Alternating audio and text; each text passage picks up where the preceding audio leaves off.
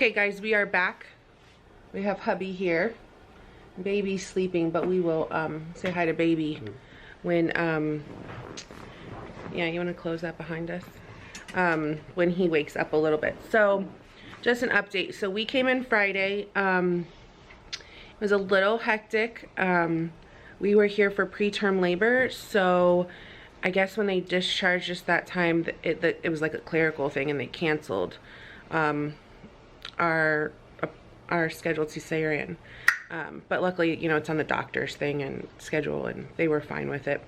So that was a little nerve-wracking. So they came in, did an IV. I got a couple liters of fluids for pre-op, and they couldn't find my COVID results, so I got to do that lovely little test again. But yeah, just monitored baby, did blood work, checked my hemoglobin prior to surgery, and I just got super nervous. Like, I couldn't even pick up the camera. I know I've said it before, just, you know, there's always things that, you know, that scare you, or mine medically is, you know, when I lose that ability to control a situation. I don't really think that makes me controlling. It's just being a critical care nurse. You know, you do know risk, you know benefits, but it doesn't stop that constant negative thought process sometimes. So I think I did better this one than the last one. Yeah. Yeah? Yeah. I controlled it a little bit better. Yeah. Like, it's not, there's nothing wrong with, like, I mean, I cried, but I think Caesar knew what to expect from me a little bit more. Would you say you yes. Yeah. It was, you knew what to anticipate a little bit better. Yeah. Than the first time. The first time he was just kind of shocked, like, So I think that was easier for us. I'll say our experience here versus where we delivered Samuel was just the overall atmosphere. I think it was a lot smoother. The staff was very engaged. We had him at Jupiter Medical Center this time. We were a little worried. Were you worried about being, like, locked in?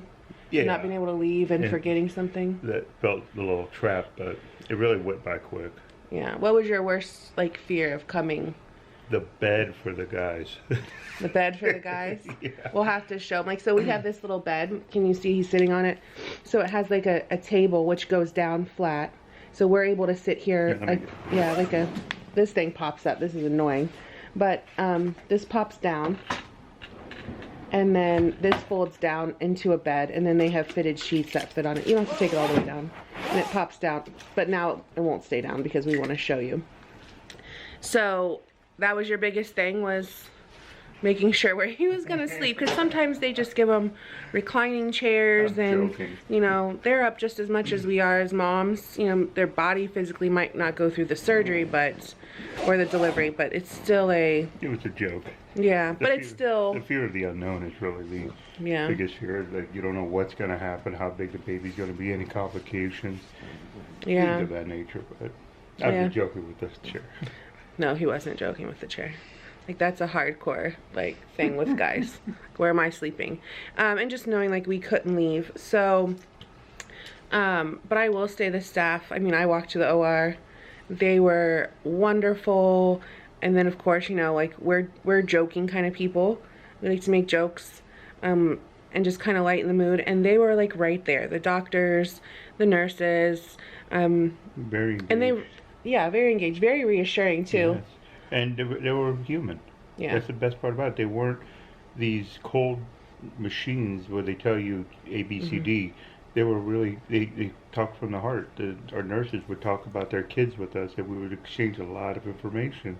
So, I also noticed, like, if I had questions this time, like, my doctors in the OR would just, like, pop up and go, oh, yep, your placenta came out whole, or, oh, yep, would they say, like, we're cutting you now, or they knew that I knew what they were doing, and I knew the different stages, so they were awesome about communicating. Wouldn't you say, like, what was going on and where we were, and each stage, yes. Each stage, pushing. If they were going to push or tug or anything, they were very engaged with that.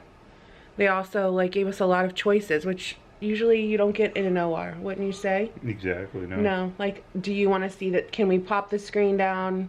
Can you see the baby? You know, because that was one thing he had talked to them about. He's like, I don't want to see. He's 6'4", so he doesn't want to be able to see over the curtain and see what they're doing to me. Like, that's a little graphic.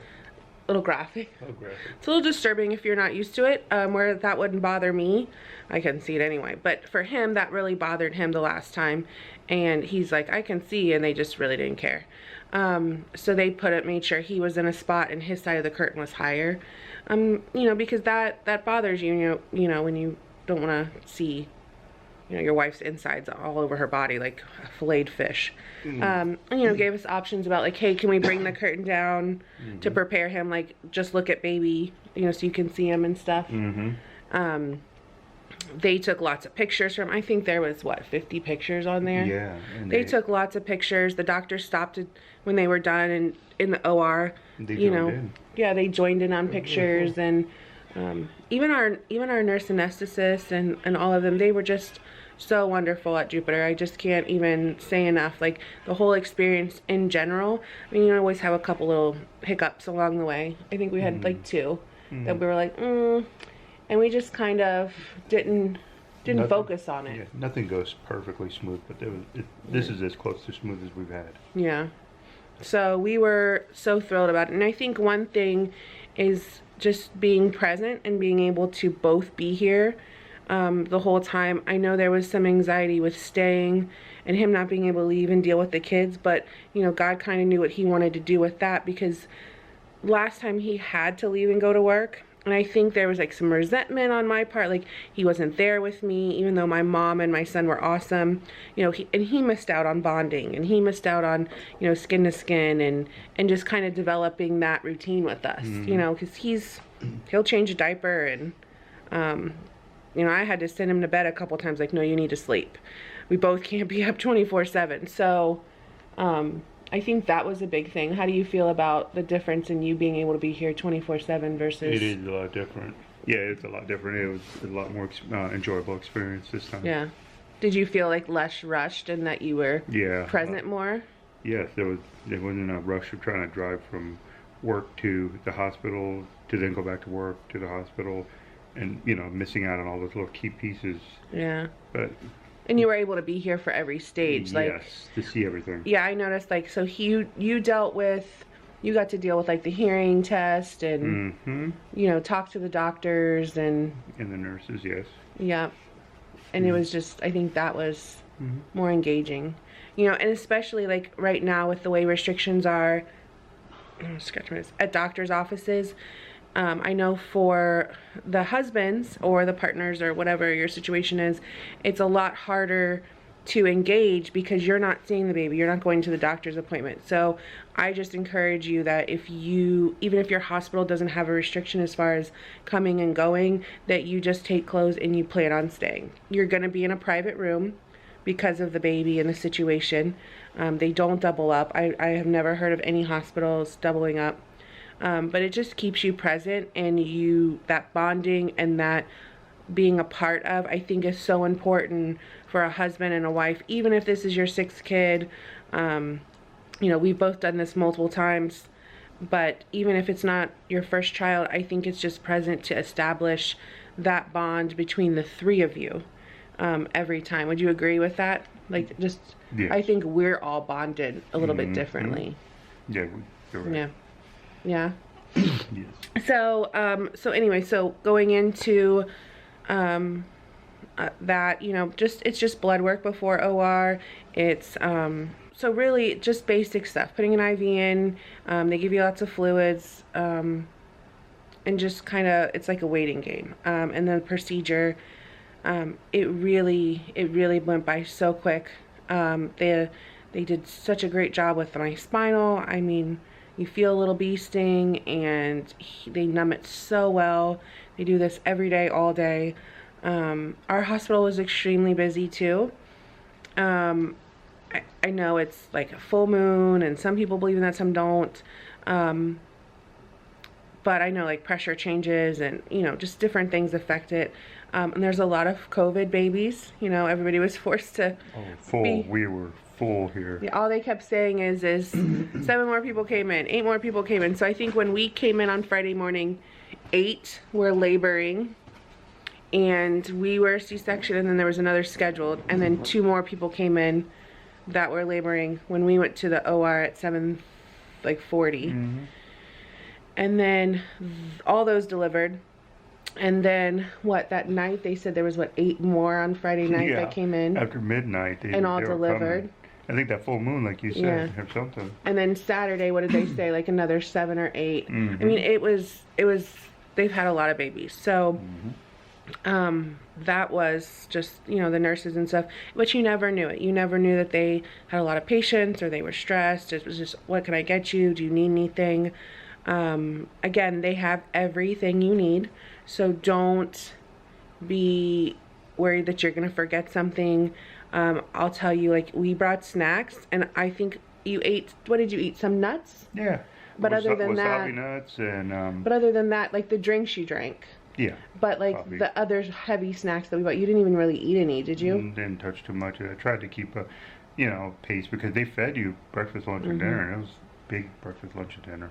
Oops, sorry. And they made sure, they even told you, they're like, order extra stuff and put it in your fridge. Like, it's a full mini fridge. So they were just very determined to make sure that he had enough to eat and drink, and we did.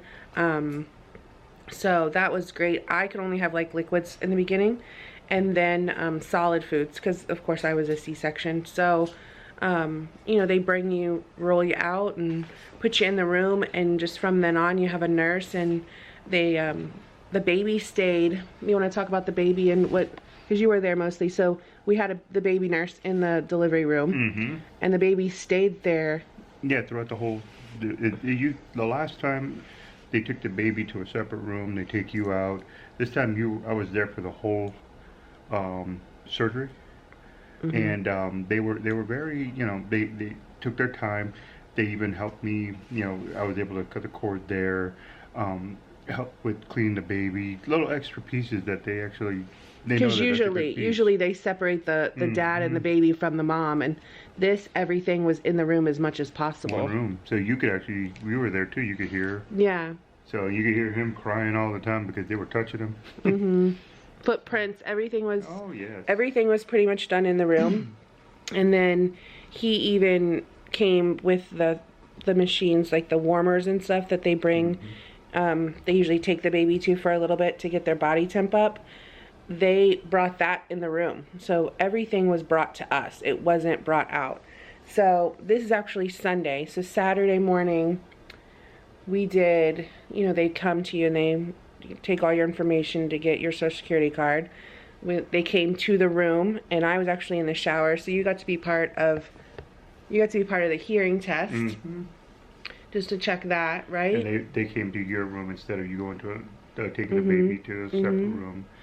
So that was neat watching that little test. You could see him kind of when the sound would go up. You could kind of see him moving a little bit, like he would understand it.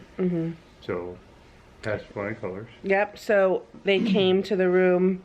They did all the baby's vitals in the room, baby's assessment in the room. The pediatricians came to the room. I know a lot of times, you know, the pediatrician will come in, oh, I saw your baby or something, but I enjoyed that from a mom and a medical standpoint. Like, they came in and they assessed him at the bedside, and that way you were able to ask questions, and, you know, you even had some concerns. No, but the best part, I think, was the doctor that performed the surgery. She came to check on you Friday, came back on Saturday just to see how you were doing, still came back. That's the more human side of it. She didn't come in just to do an assessment. She's like, hey, how you doing? Yeah. Well, very friendly, and that was different. We had OB specialists of Jupiter. I don't usually like recommend doctors, but I'm not an OB nurse, so I feel comfortable doing that. And you know, you have your own, but just for us, what I also liked about it too is they do a call for their hospital or for their group. So there's multiple doctors that I saw, all the different doctors, but they are the primary doctor and they're the assist. So I knew both doctors delivering my baby. And it didn't really matter who was first or who was second. You know, they work in group in twos. And so I knew both as a patient-doctor relationship. So it wasn't like, okay, I know one of you, but the other one I have no idea who's, you know, cutting me open right now. For me, that's a big deal. I don't...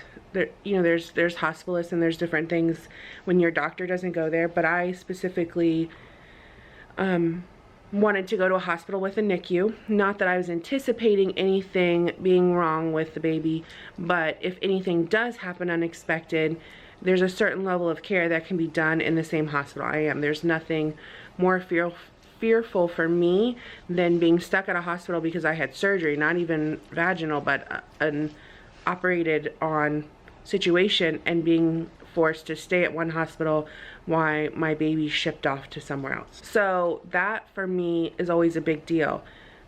On the flip side of it, if your doctor or somebody from their group isn't always on call, you do run the risk of having a different doctor perform the surgery for you. With my anxiety and that control in this situation, that is just not something I like to gamble with at all. I think I was much calmer coming into surgery because I knew exactly who was doing it. I knew who exactly was on call. That was that fearfulness was planned. You know, it's kind of like if you think of a whole pie and all these things that you worry about, even though you can't control the entire situation and things are going to help, being able to remove pieces made the overall intensity of that so much less, I would say. Right? Yeah. So I knew both doctors. They both came and saw me before surgery. Hey, how are you doing? Oh my gosh, I can't believe you went that far. Like, they were both personal. So, and they both came to see me afterwards. So that was really nice. That was really nice. So he, you know, they also will do something. They do state blood work to check for different things that they'll send to your doctor later. So they did that early this morning. They do recheck the baby's hemoglobin here. They rechecked my hemoglobin yesterday. I had dropped from like 10.8 to 8, which can be normal after surgery. And then remember, I was in we're going to do a baby story. Sarah on our tribe of many does it, and I just thought that was so cool to have individual birth stories. So we are going to do that, but I will say I was having a hard time eating after, like, what would you say, the last 3 weeks, 4 weeks? I was down to like smoothies and just not tolerating a lot of food. I just was contracting all the times. Like crazy. Yeah, everything affected me. Everything affected me. It was terrible. So, I'm sure, like, I probably was lacking a bunch of iron. So I am going to be on iron for a little bit, but didn't need a transfusion or anything like that, but it's common. So yeah, so we had everything done. We're actually here today. You know, you'll have a lactation specialist. They still came in. They were great. They were here yesterday, what, 4 times? Yeah. And then one thing I do recommend is we knew we were going to circumcise Benjamin. We had already planned on it. I mean, that's a personal choice as well. I just encourage you that if you're not going to circumcise, that you go to an accredited website of how to deal with that. As being an ER nurse, I've noticed a lot of times people are like, oh, these people told us not to do certain things, and it can be complications for the baby. So I just go to accredited website, pediatric website for medical, and just make sure that you're taking care of that appropriately. We choose to circumcise, personal choice. So they won't circumcise. It's normal if a baby doesn't have a wet diaper within the first 24 hours. A poop diaper, sure, but they have to physically have a wet diaper before they'll circumcise the baby. Which he did. He was born at 8:05 on Friday, and he had a wet diaper by noon, I want to say. So we were good to go, which I know another frustrating thing for us on our last one is they did it like we were fixing to walk out the door, like getting discharged, and they were doing his C-section. And they get really sleepy, they get really cranky that day. So we're going home, and he was the first one that I had actually nursed for a full year. And it was so, I really had to like push through that. There was a lot of frustration, there was a lot of anger, there was a lot of tears, not with him, just like a frustration with me that I couldn't figure out how to get it done right. So I'll just encourage you that if your baby urinates, go, I want it done as soon as possible. We had it done yesterday morning, and that was the best thing. It's done in 15 minutes. Yeah, it's angry, it's red, you feel bad. Yeah, my OBs do it every time. They did a great job. They do take the baby for that.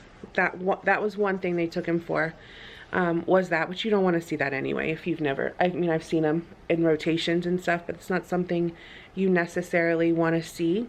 Just encouraging you like to get that done as soon as possible, because we noticed we were able to, with the circumcision, when he was fussy and he wasn't wanting to latch, that we had the lactation specialist here, and I did call her. I called her at one point because I was I was having trouble. I wasn't frustrated, but she shows you tricks. He like tricks, and you think about things and you're like, okay, well, what about this and what about that, and I don't really get this, and my body doesn't do it this way, and just gives you multiple different ways to be comfortable and successful if you choose to do that. So that was great, because now already he's back on his routine. It usually affects him like about 24 hours, and then he's back on, I would say more like 12 it affected him, but it can be up to 24 hours. They're cranky, they're, you know, not tolerating it. Good. No, they get sleepy, it wore them out. So I just think that's one thing I always encourage. We knew we wanted that done earlier. We did not want to have it done and go home.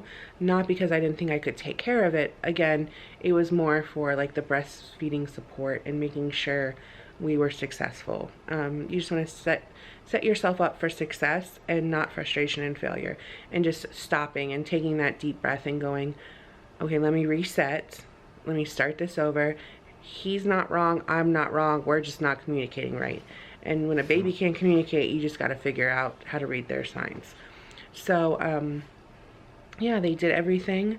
We actually had to stop the camera because the doctor just came in. We are going to be going home. Usually you do about 48 hours from the time you have your C-section. So it's 10 o'clock now. We have to wait for the pediatric. You want to go get him? We have to wait for the pediatric specialist to come see the baby, because they feel it. They just, nothing was wrong. He just had they fill in for my primary pediatrician, so that works out well. So yeah, so he was born at 8:05 on April 23rd. He weighed 6 pounds 7 ounces. It was a lot smaller than they thought. The other thing they did take the baby for was weights. They do it once a day, so they had to come in at like 12:15 at night and take him. So sorry, everybody keeps coming in. That's one thing. Don't let it frustrate you. You'll get a lot of interruptions. I know. They would take him out to weigh him. They took him out to bathe him. I did let them bathe him yesterday. That's something you can do in the room. We've done it. We're okay with them bathing him. We do all his care. Crying now. He just finished nursing. Here, we'll do. Let's see if we can. We got Daddy wrapping up. They will show you how to do the little wrap. They can wear your baby clothes, but when they're new like this, it's easier to strip them down than let them be all toasty warm. You want to say hi, baby? Let me see. Oh, on camera the first time you're gonna cry? Okay. So we did let them bathe them just because, you know, they have the umbilical cord still coming off, and were circumcised, and just, you know, we felt fine letting them do that. We've done everything else. It's probably the second time they've touched my baby. Yep, there it was. So they took him out to weigh him, obviously with the scale, to bathe him, and then with the circumcision. That's the only time he was gone. So he might have been out of the room an hour total, like in 3 days. So that's really nice to be able to just have your baby there. Say hi to the people. Say hi, YouTube. Hi, family. Hi, friends. He's like, what is that? And why? You'll get used to that. What's that? What's that mad look? You don't want to be on camera when you first wake up? No. No. The people want to say hi. The people want to say hi. So I'm gonna have to change my battery here in a minute, but so those were the different things, but we just had a great experience. We're gonna take showers and get ready to go. Yep, I do want that card. Can you hand me that little night dress so I can just show? One thing is last minute, I know I did a packing video. I did have some of these kind of little dresses. So remember, you're not leaving the room. These little dresses that have these little slip-on arms. I was so frustrated after the first day just with the gown, because the gowns are heavy, they're bulky. You're either pulling them off this way trying to nurse and do skin to skin, and you don't want to tie them because then you can't move around in them, and then you know you're using the restroom and doing different things like that, and you're flipping it over your head and it's falling off. So these were wonderful the last 2 days. I just put it on and I'm trying to stay semi-appropriate here, I could just pop one side off and on and not be completely exposed. Even if you know, only people coming in are the people dealing with your baby, you could throw a blanket on, but those were so helpful, just having like a slip of a dress kind of. Yeah, so these dresses were super easy to take one side on and off. They're not long, so it's really easy to pop up, because the nurses are going to want to check your C-section or your output. Doctors are going to want to look. So it's just, they ended up being don't get them super long, don't get them super tight, just enough where you can manipulate the straps in the bottom, and those were so helpful to bring to wear. I'm not going to wear it home, but just really easy, didn't get in the way, light, because as your hormones change too, you can get hot and cold, and so just really great way to do that. So a lot of stuff. If you have any questions, I'll answer it. I am going to do a birth video with him, and just say our experience, you know, kind of through the whole process. That will be coming in a second video. Anything hospital related that you wanted to add in? Just breathe. Yeah. Yep, this too shall pass. Alright guys, we'll be back and we'll show you some stuff in a few minutes. It'll actually be a few seconds in camera time. They're going to send us home with some stuff, and we'll show you here in just a second. Okay, so just sitting with my feet up for a minute. So every place too will generally give you some kind of bag. Okay, so generally with babies, they'll give you some kind of bag. I know with Sammy, we used his bag that we got for like a year and a half, just until recently. But they all give you something. They'll give you, you know, if you have a circumcision, they'll give you some Vaseline, they'll give you some diapers, they'll give you all that stuff. And then they always give you like a take-home bag. So like there is this Similac starter kit that they gave us that has, I think this has like what formula in it. So in here, again, like we got these coupons from our doctor's office, and this will cover a lot of the little things that you want. This is what I was trying to tell you about before, but they might charge you $15 for shipping. So, I mean, it's still a good deal. It does take a couple weeks. Like I know I got this is where I got my wrap from, and this is where I got my baby cover. But I also don't want to just, you know, I do like these custom snappies. I was going to look at those. But, you know, you also don't want to just buy stuff to buy stuff. And then there's like a little thing of Boudreaux's butt paste in here. And, you know, probably, what are these? Some coupons from some 15 in savings at Walmart. There's some coupons, some Pedialyte in here. Don't give your kid a bunch of Pedialyte though unless you talk to your doctor. So that's in here. There's some cold packs. When you want to freeze them, a couple of those, and then again a couple more of these. And you know, you might be nursing or you might be bottle feeding. If you're bottle feeding, Similac gives you a lot of coupons. If there's a brand of Similac that your baby can tolerate, you can always get samples of this, and they will send you coupons. I've literally gotten $35 worth of coupons monthly, if not more. Sometimes they're 10, sometimes they're 5. So sorry, everybody keeps coming in. So you can get a lot of coupons for this, and then the stores do a lot of discounts. And there's different ones like immune support, Pro Advanced, closest to breast milk. I mean, they have different brands. So I won't use these. I think they should have a date on it. Used by August 2022.